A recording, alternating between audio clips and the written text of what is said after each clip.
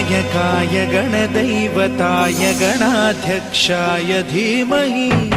गुणशरीराय गुणमण्डिताय गुणेशानाय धीमहि